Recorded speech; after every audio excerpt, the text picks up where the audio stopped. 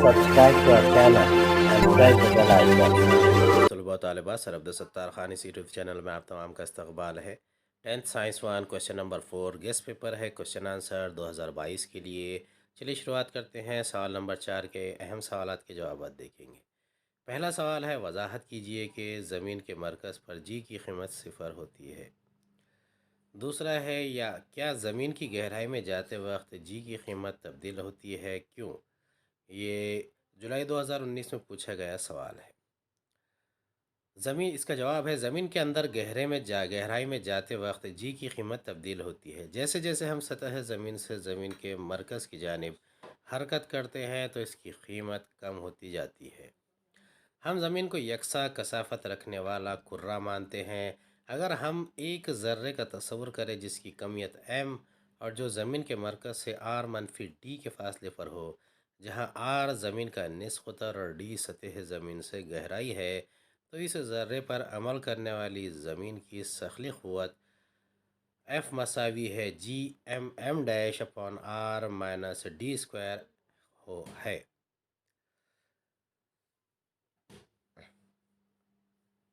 اب یہاں پر زمین کے اندر جی کی قیمت کے لیے یہاں پر دیا گیا ضابطہ ہے، اس کے لحاظ سے آپ زمین کی قوت کو اس شکل کے ذریعے بھی ظاہر کر سکتے ہیں۔ یہ بیرونی کرۂ خول ہے، یعنی قابل حصول نہیں ہے۔ یہاں r-d نصف قطر والے کرے کی کمیت m' ہے۔ m' مساوی ہے 4/3 پائے r-d³ ضرب m/4/3 پائے r³ مساوی m r-d³ کیونکہ ذرے کا بیرونی کروی خول قابل حصول نہیں ہے، اس حالت میں اسرا بوجہ کشش ثقل G مساوی F/m مساوی G/r-d² into m into r-d³ is equal to Gm(r-d)r³، جبکہ m زمین کی کمیت ہے۔ اسی طرح d میں اضافہ ہونے پر g کی قیمت کم ہوتی ہے، یہ زمین کی سطح سے کم ہوتی ہے۔ Gm/r²، زمین کے مرکز پر d مساوی ہے r، اس لیے g مساوی ہے 0۔ دوسرا سوال ہے، مینڈلیف کے دوری جدول کی خامیاں کون سی ہیں؟ اس کا جواب ہے، پہلا ہے کوبالٹ CO اور دوسرا ہے نکل Ni جیسے عناصر کی جوہری کمیتیں مساوی مکمل عدد ہونے کی وجہ سے مینڈلیف کے دوری جدول میں ان کا مقام غیر واضح تھا۔ دوسرا ہے، مینڈلیف کے دوری جدول بننے کے کافی عرصے بعد کئی عناصر کے ہمجا کی دریافت ہوئی۔ ہمجا کے کیمیائی خواص یکساں لیکن جوہری کمیتیں مختلف ہونے کی وجہ سے مینڈلیف کے دوری جدول میں ان کے مقام کا تعین ایک پیچیدہ مسئلہ بن گیا ہے۔ تیسرا ہے، بڑھتی ہوئی جوہری کمیت کے مطابق ترتیب دینے کے بعد عناصر کی جوہری کمیتوں کے اضافے میں باقاعدگی نظر نہیں آئی، اس لیے دو وزنی عناصر کے درمیان کتنے عناصر کی دریافت ہو سکتی ہے، اس سے متعلق پیش گوئی اس دوری جدول کے کلیے میں کے مطابق ناممکن تھی۔ چوتھا ہے، ہائیڈروجن کا مقام۔ ہائیڈروجن اور ہیلوجن گروپ ساتھ میں کافی مشابہت نظر آتی ہے۔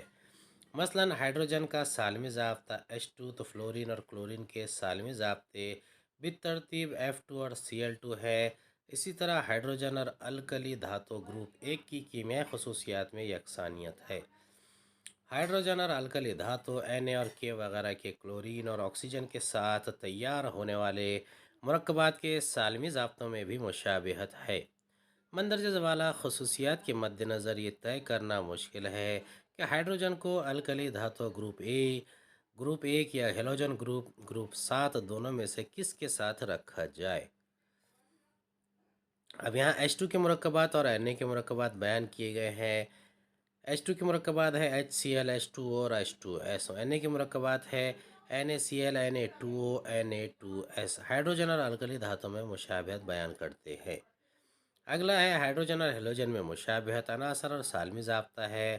H2 دھاتوں کے ساتھ مرکبات NaH، دھاتوں کے ساتھ مرکبات CH4، Cl2 دھاتوں کے ساتھ مرکبات NaCl، دھاتوں کے ساتھ مرکبات CCl4۔ اگلا سوال ہے ذیل میں دیے گئے عناصر کے دور کو ذہن میں رکھ کر سوالات کے جوابات دیجیے۔ عناصر ہے O B C N B E L I. جوہری نصف قطر ہے پی ایم میں 66 88 77 74 111 152۔ پہلا سوال ہے مندرجہ بالا عناصر کو ان کے جوہری نصف قطر کی نزولی ترتیب ڈیکریزنگ آرڈر میں لکھیے۔ دوسرا ہے مذکورہ والا عناصر کا تعلق کس دور یعنی پیریڈ سے ہے۔ تیسرا ہے عناصر کا یہ بندوبست جدید دوری جدول میں دیے گئے پیریڈ سے کیسے مساوی ہے۔ چوتھا ہے ان میں سے سب سے بڑی بگیسٹ اور سب سے چھوٹی اسمالسٹ جوہری جسامت کے عنصر کا نام لکھیے۔ پانچواں ان عناصر میں بائیں سے دائیں طرف جوہری نصف قطر میں تبدیلی کا کس طرح کا دورھی رجحان پیریوڈک ٹرینڈ پایا جاتا ہے۔ پہلے کا جواب ہے یہ مذکورہ عناصر کی جوہری نصف قطر کے لحاظ سے نزولی ترتیب ہے۔ سب سے پہلے عناصر میں L I 152 B 111 B 88 C 77 N 74 اور او 66۔ دوسرا ہے مندرجہ بالا تمام عناصر کا تعلق دوسرے دور یعنی سیکنڈ پیریڈ سے ہے۔ تیسرا ہے دوری جدول میں دیے گئے دور میں ہم بائیں سے دائیں جانب جاتے ہیں تو جوہری نصف قطر بتدریج کم ہوتا جاتا ہے۔ ایک ہی دور میں بائیں طرف سے دائیں طرف جاتے ہوئے جوہری عدد میں ایک ایک کا اضافہ ہوتا جاتا ہے، یعنی مرکزے میں مثبت بار میں بھی ایک ایک کا اضافہ ہوتا جاتا ہے۔ اس طرح مرکزے میں اضافہ شدہ الیکٹران بیرونی مدار میں جمع ہوتے ہیں۔ مرکزے میں اضافہ شدہ مثبت برقی بار کی وجہ سے الیکٹران مرکز کی طرف زیادہ قوت سے کھینچے جاتے ہیں، جس کے نتیجے میں جوہر کی جسامت کم ہو جاتی ہے۔ چوتھا ہے دیے ہوئے عناصر میں سب سے بڑا جوہر ایل آئی عنصر کا ہے، سب سے چھوٹا جوہر او کا ہے۔ پانچواں ہے عناصر میں بائیں سے دائیں جانب جانے پر جوہری نصف قطر کم ہوتا جاتا ہے۔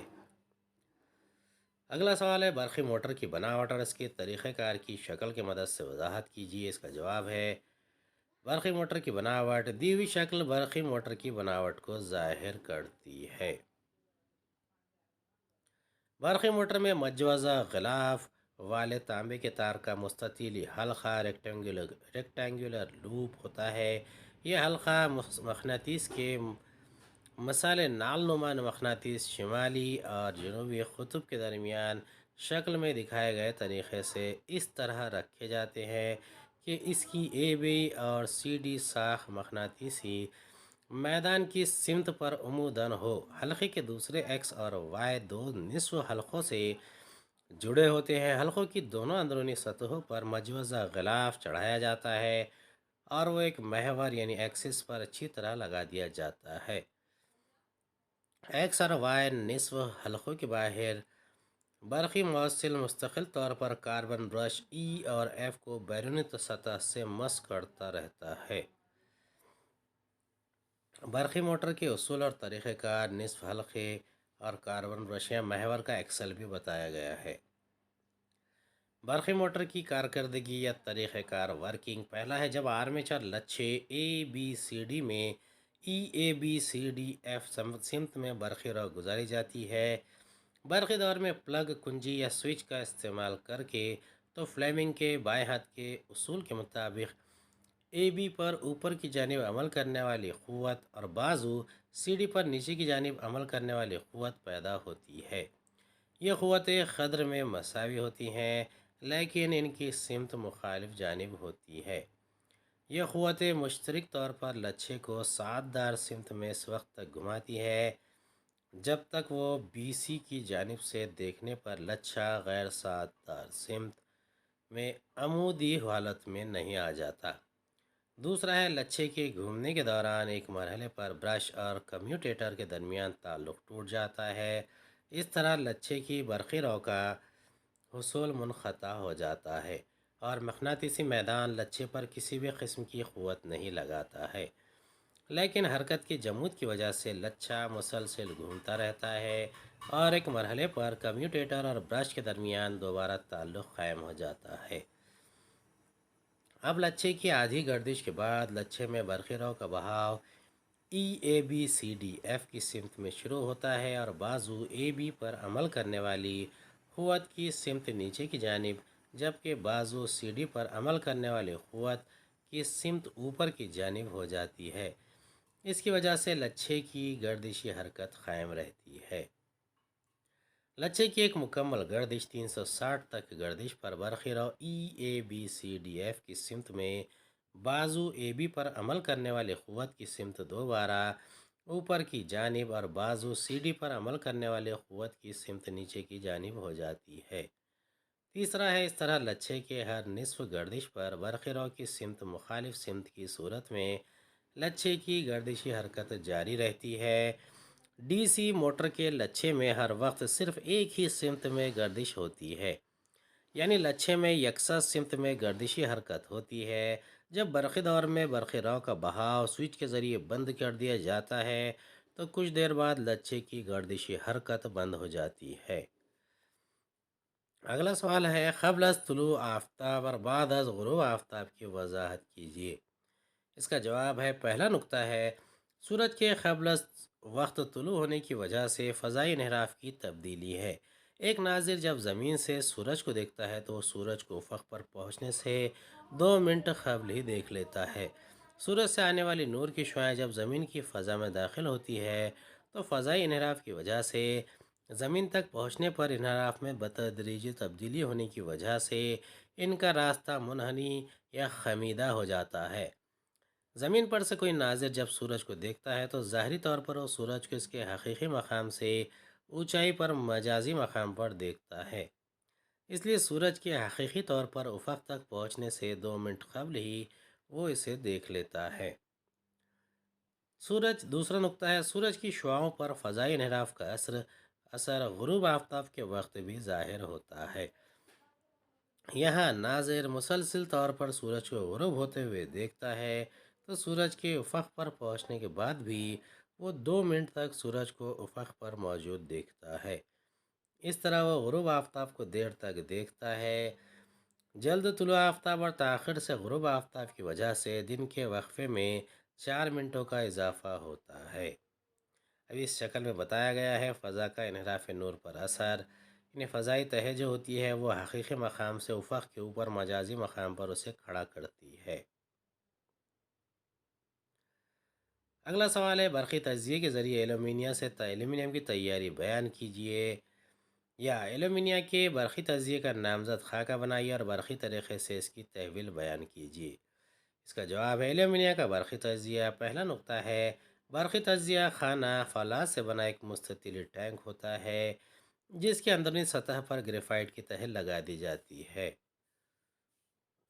اب یہ ایلومینیم کی تحصیل کا خاکہ ہے جس میں اینوڈ، کیتھوڈ گریفائٹ کی تہ، مثبت برقی رائے، ایلومینا، کرائیولائٹ، فلورسپار کا آمیزہ، پگھلے ہوئے ایلومینیم کا اخراج، فولادی ٹنکی وغیرہ دکھائے گئے ہیں۔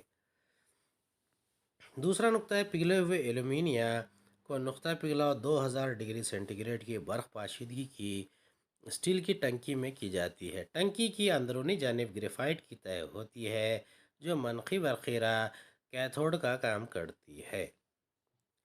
تیسرا نقطہ ہے، گریفائٹ کی سلاخوں کا ایک سیٹ پگھلے ہوئے برق گزار میں ڈبویا جاتا ہے تو مثبت برقی راہ اینوڈ کا کام کرتا ہے۔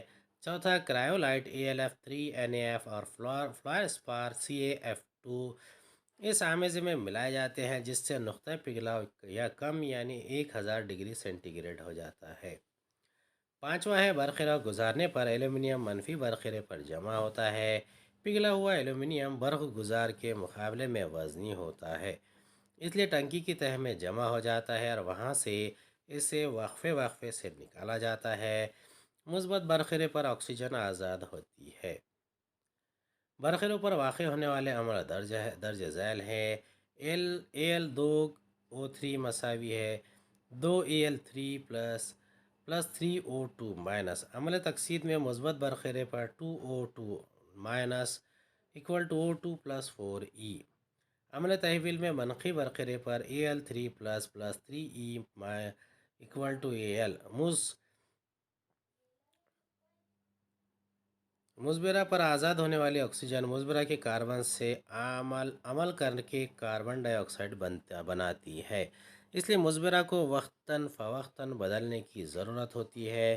کیونکہ اس دوران اس کی تکثیر ہوتی ہے۔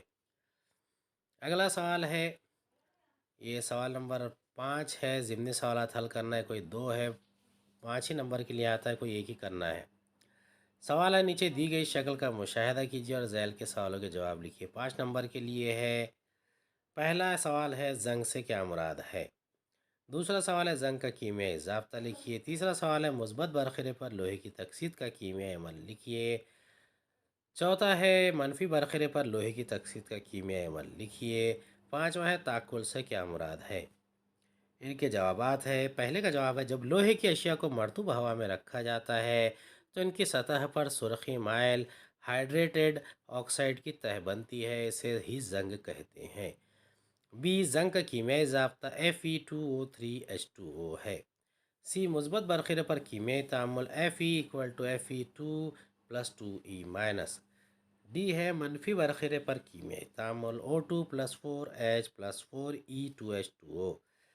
ای ہے کرۂ ہوا کے مختلف اجزاء جیسے نمی، ہوا، تیزاب کے اثر سے دھاتوں کے آہستہ آہستہ تحلیل یا تکسید ہونے کے عمل کو تعقل یا کروجن کہتے ہیں۔ امید ہے آپ کو ہمارا ویڈیو سمجھ میں آیا ہوگا۔ اگلے ویڈیو میں دوبارہ ملاقات ہوگی۔ خدا حافظ۔